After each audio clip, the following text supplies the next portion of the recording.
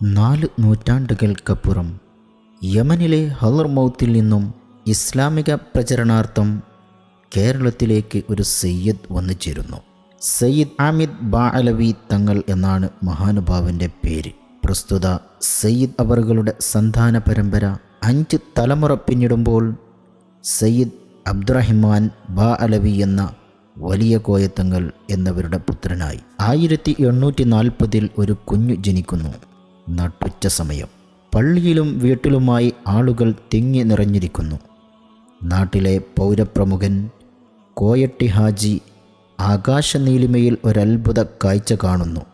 ഉച്ച സമയം ആകാശത്ത് തിളങ്ങി നിൽക്കുന്ന ഒരു നക്ഷത്രം. ജനങ്ങളിൽ അത്ഭുതം പടർത്തിയ ആ വാർത്ത കാതോർക്കുന്നതിനിടയിൽ മറ്റൊരു വാർത്ത കൂടെ കേൾക്കാൻ ഇടയാകുന്നു. വലിയ കോയത്തങ്ങൾക്ക് ഒരാൺകുഞ്ഞ് പിറന്നിരിക്കുന്നു. ജനന സമയത്ത് തന്നെ അത്ഭുതം പ്രകടമായ ആ കുഞ്ഞാണ് പിന്നീട് ചരിത്രത്തിൽ അറിയപ്പെട്ട സയ്യിദ് അബ്ദുറഹിമാൻ ബാഅലവി വരക്കൽ മുല്ലക്കോയത്തങ്ങൾ. കോഴിക്കോട് കാളി കുടുംബത്തിലെ പ്രഗത്ഭ പണ്ഡിതനും സൂഫി വര്യനും ആയിരുന്ന മൗലാന കിൽസിങ്ങാൻ്റെ അകത്ത് അബൂബക്കർ കുഞ്ഞിക്കാസി എന്നിവരാണ് സയ്യിദ് അബ്ദുറഹിമാൻ ബാഅലവി വരക്കൽ മുല്ലക്കോയത്തങ്ങളുടെ പ്രധാന ഗുരുവര്യർ. സയ്യിദ് അലി അത്താസ് മദീന, അബ്ദുല്ലാഹിൽ മഗ്രിബി തുടങ്ങിയ പ്രഗത്ഭ പണ്ഡിതരിൽ നിന്നും മഹാനവർകൾ അറിവിൻ്റെ ആഴം കണ്ടു. തികഞ്ഞ പണ്ഡിതനും സൂഫിയും ആയി വളർന്നു വന്ന തങ്ങൾ തൻ്റെ 18ാമത്തെ വയസ്സിൽ പിതൃവ്യനായ സയ്യിദ് അഹമ്മദ് ബാഅലവി തങ്ങളുടെ മകൾ ഷരീഫ സൈനബ കോയമ്മ ബീവിയെയും അവരുടെ വഫാത്തിനു ശേഷം അസ്സഖാഫ് കബീലയിൽപ്പെട്ട സയ്യിദ് ഹൈദ്രോസ് കോയ തങ്ങളുടെ സഹോദരി ചെറിയ ബീവിയെയും വിവാഹം ചെയ്തു. ആത്മീയതയുടെ അത്യുന്നതങ്ങളിലേക്ക് നടന്നെടുത്ത തങ്ങൾ ആ കാലഘട്ടത്തിലെ പാവപ്പെട്ട മനുഷ്യരുടെ ആശാകേന്ദ്രമായിരുന്നു. അങ്ങനെ വരക്കൽ തറവാടിന് ജനങ്ങളുടെ പ്രശ്നപരിഹാരത്തിൻ്റെ അഭയകേന്ദ്രമായി അടയാളപ്പെടുത്തപ്പെട്ടു. സൂഫിയായ ആ മഹാമനീഷിയുടെ ജീവിതത്തിൽ പല അത്ഭുതങ്ങളും പ്രകടമായതായി ചരിത്രത്തിൽ വായിക്കപ്പെടാൻ സാധിക്കുന്നു. ആത്മീയജ്ഞാനത്തിൻ്റെ അത്യുന്നതങ്ങളിൽ വിരാജിച്ചപ്പോഴും ഭൗതിക വിജ്ഞാനത്തിലും തങ്ങൾ മുമ്പേ നടന്നിരുന്നു. ബ്രിട്ടീഷ് അധിനിവേശ കാലഘട്ടത്തിൽ ജീവിച്ചിരുന്ന തങ്ങൾ ആംഗലേയ ഭാഷയിൽ തന്നെ അവരുമായി ആശയവിനിമയം നടത്തിയിരുന്നു എന്നതിനപ്പുറം ബ്രിട്ടീഷ് ചരിത്രകാരൻ സർ വില്യം ലോഗന് മലബാർ മുസ്ലിങ്ങളുടെ ചരിത്ര വിവരണം തുഹ്ഫത്തുൽ മുജാഹിദീൻ എന്ന അറബി ചരിത്രകൃതിയിൽ നിന്നും ഇംഗ്ലീഷ് ഭാഷയിൽ വിവർത്തനം ചെയ്തു കൊടുത്തതായി ചരിത്രം രേഖപ്പെടുത്തുന്നു. മുസ്ലിം സാമൂഹിക പ്രശ്നങ്ങളിൽ ബ്രിട്ടീഷുകാർ വരക്കൽ മുല്ലക്കോയ തങ്ങളുടെ അഭിപ്രായം ആരായുകയും തങ്ങളുടെ അഭിപ്രായം അനുസരിച്ച് തീരുമാനങ്ങൾ കൈക്കൊള്ളുകയും ചെയ്തിരുന്നു. കണ്ണൂരിലെ അറക്കൽ രാജവംശവുമായി അടുത്ത ബന്ധം പുലർത്തിയിരുന്ന വരക്കൽ തങ്ങൾ രാജവംശത്തിനു കീഴിലെ മഹല്ലുകളുടെ നേതൃത്വവും അലങ്കരിച്ചതിനു പുറമെ അവർക്കുവേണ്ടി ഇന്ത്യക്ക് അകത്തും പുറത്തുമുള്ള രാജാക്കന്മാരുമായി പല ഭാഷകളിലും ആശയവിനിമയം നടത്തിയിരുന്നു. 1921 മലബാറിലെ മാപ്പിള മുസ്ലിങ്ങൾ ബ്രിട്ടീഷ് അധിനിവേശ വിരുദ്ധ പോരാട്ടത്തിൻ്റെ സമരമുഖത്ത് സജീവമാകുന്നു. സമരത്തിന് നേതൃത്വം നൽകിയ പല പ്രമുഖർക്കെതിരിലും collector EF Thomas arrest warrant പുറപ്പെടുവിക്കുന്നു. അറസ്റ്റ് ഭയന്ന് കൊടുങ്ങല്ലൂരിലേക്ക് ഒളിച്ചോട്ടം നടത്തിയ ചില മൗലവിമാർ കൊടുങ്ങല്ലൂരിൽ വെച്ച് സംഘടിക്കുകയും നജ്ദിയൻ വഹാബിസത്തിൻ്റെ വികല ആശയധാരയോട് നേരത്തെ ആകൃഷ്ടനായിരുന്ന വക്കം മൗലവിയുടെ നിർദ്ദേശങ്ങൾക്കനുസരിച്ച് സംഘടിത രൂപം പ്രാപിക്കുകയും ചെയ്തു.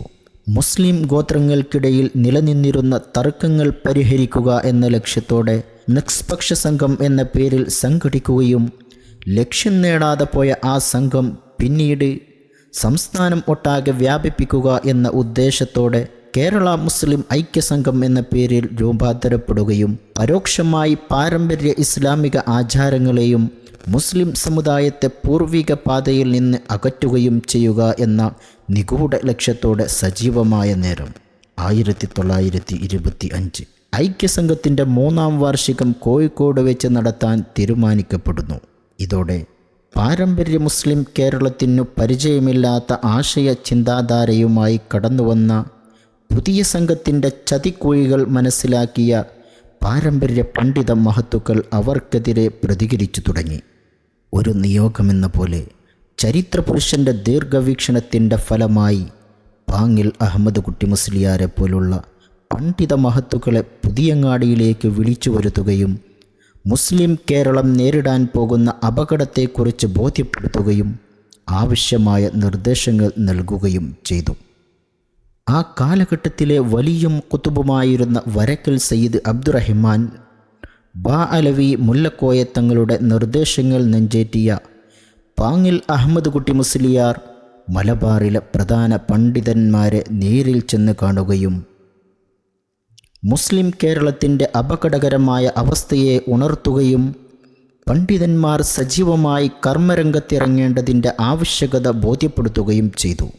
1925 തന്നെ കോഴിക്കോട് വലിയ ജുമുഅത്ത് പള്ളിയിൽ സംഘടിച്ച് പ്രമുഖ ഉലമാക്കൾ ബിദ്അത്തിൻ്റെ സംഘടിത ശക്തിക്കെതിരെ പ്രവർത്തനം ശക്തമാക്കുന്നതിന് വേണ്ടി കേരള ജംഇയ്യത്തുൽ ഉലമ എന്ന പേരിൽ ഒരു പണ്ഡിത സഭയ്ക്ക് രൂപം നൽകി. പാരമ്പര്യ ഇസ്ലാമിക ആദർശത്തിനെതിരെ രംഗത്ത് വന്ന ബിദ്അഈ ഛിദ്രശക്തികൾക്കെതിരെ ആ പണ്ഡിത നേതൃത്വം കോഴിക്കോട്, ചാലിയം, എടവണ്ണ, മഞ്ചേരി തുടങ്ങിയ സ്ഥലങ്ങളിൽ ഒരു വർഷത്തിനുള്ളിൽ വിപുലമായ സുന്നി സമ്മേളനങ്ങൾ നടത്തി മുസ്ലിം പൊതുസമൂഹത്തെ പുത്തൻ ചിന്താഗതിക്കാരെക്കുറിച്ച് ബോധ്യപ്പെടുത്തുകയും ചെയ്തു. 1926 ജൂൺ 26 ബിദ്അത്തിൻ്റെ വികല ചിന്തകൾക്കെതിരെ കരുതലിൻ്റെ കവചമായി പിറവിയെടുക്കാൻ പോകുന്ന മഹാപ്രസ്ഥാനത്തിൻ്റെ രൂപീകരണ യോഗം കോഴിക്കോട് ടൗൺ ഹാളിൽ നടക്കുന്നു. മലബാറിലെ പണ്ഡിത പ്രമുഖരായ മഹത്തുക്കൾ ഒത്തുചേർന്ന അനുഗ്രഹീത സദസ്സ് പ്രാരംഭ പ്രാർത്ഥനയ്ക്ക് നേതൃത്വം നൽകി യുഗപുരുഷനായ സയ്യിദ് അബ്ദുറഹിമാൻ ബാഅലവി വരക്കൽ മുല്ലക്കോയ തങ്ങൾ ദീർഘനേരം ദുആ ചെയ്യുന്നു. തുടർന്ന് സമസ്ത കേരള ജംഇയ്യത്തുൽ ഉലമ എന്ന പണ്ഡിത സഭ രൂപീകൃതമാകുന്നു. ആ മഹൽ പ്രസ്ഥാനത്തിൻ്റെ പ്രഥമ അധ്യക്ഷനായി സയ്യിദ് അബ്ദുറഹിമാൻ ബാഅലവി വരക്കൽ മുല്ലക്കോയ തങ്ങൾ നിയോഗിതനാകുന്നു. 6 വർഷത്തോളം പ്രസ്തുത പണ്ഡിത സഭയുടെ പ്രവർത്തന ഗോതയിൽ ആ മഹാനുഭാവൻ സജീവമാകുന്നു. 1932 ഹിജ്റ 1352 ശഅബാൻ 17 ആ മഹാമനീഷി ഈ ലോകത്തോട് വിട പറഞ്ഞു. വാർത്ത കേട്ട് നാടിൻ്റെ നാനാഭാഗങ്ങളിൽ നിന്നും ആയിരങ്ങൾ പുതിയങ്ങാടി വരക്കലിലേക്ക് ഒഴുകിയെത്തി. ജനപ്രവാഹത്തെ ഉൾക്കൊള്ളാനാവാതെ പുതിയങ്ങാടി കടപ്പുറം വീർപ്പുമുട്ടിയെന്ന് ചരിത്രം സാക്ഷ്യപ്പെടുത്തുന്നു. ആ മഹാനുഭാവൻ്റെ അനുഗ്രഹീത പാതയിൽ അഹ്ലുസുന്നത്തി വൽ ജമാഅയുടെ ആദർശത്തെ നെഞ്ചേറ്റി നമുക്കും മുന്നേറാം.